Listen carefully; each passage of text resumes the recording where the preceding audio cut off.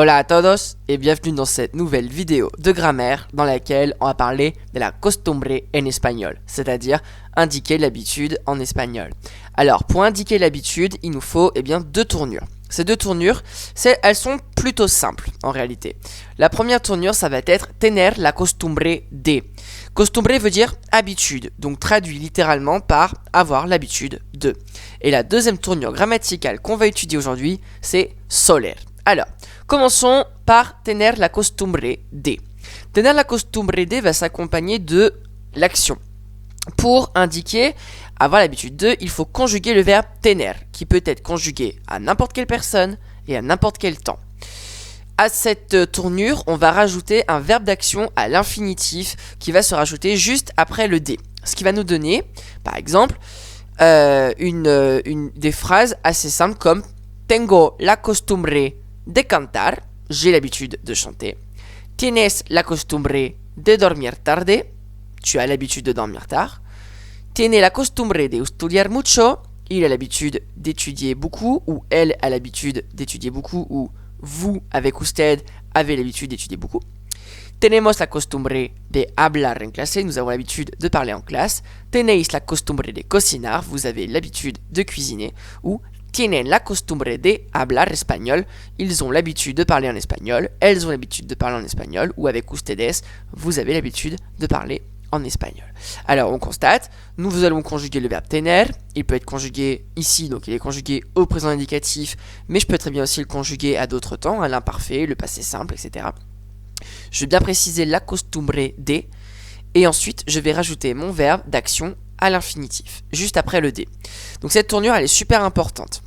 Voyons maintenant l'autre phrase, l'autre forme pour dire l'habitude. C'est le verbe soler. Alors soler, en fait, on va le conjuguer.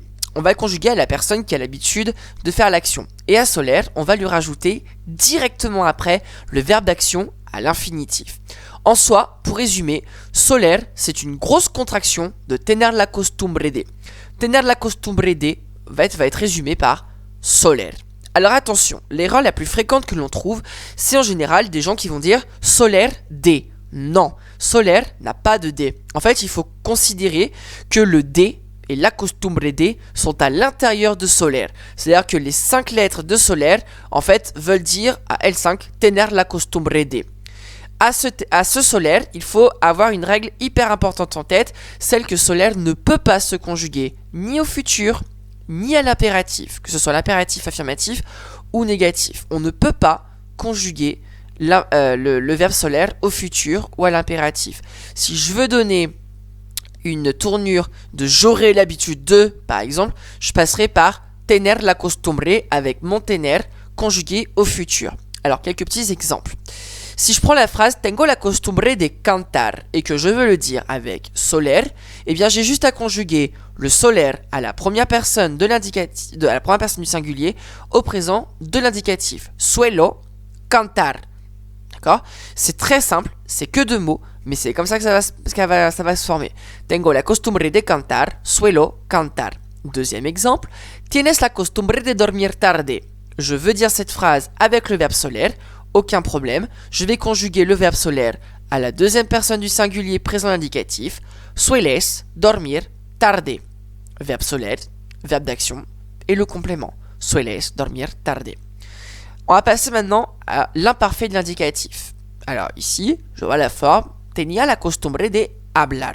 Bon, je suis à l'imparfait de l'indicatif, donc je peux complètement conjuguer mon verbe soler à ce temps. Pour cela, solía hablar. Et là, hop, j'ai conjugué mon verbe soler et ça va exactement avoir la même forme que tenía la costumbre de hablar. On passe à une dernière phrase, mais cette fois au futur. Tendré la costumbre de estudiar. Étant donné que je suis ici à un futur, je ne peux pas conjuguer mon verbe soler au futur. Donc, j'aurai l'obligation de passer par tener la costumbre de. Tendré la costumbre de estudiar.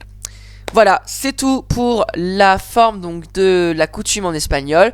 C'est une rapide vidéo, mais la tournure grammaticale est plutôt simple. J'espère en tout cas que vous aurez mieux compris cette tournure grammaticale espagnole. Et moi je vous remercie, je vous invite à vous abonner à la chaîne et activer les petites notifications. Et moi je vous dis à la prochaine vidéo. Hasta luego, adios.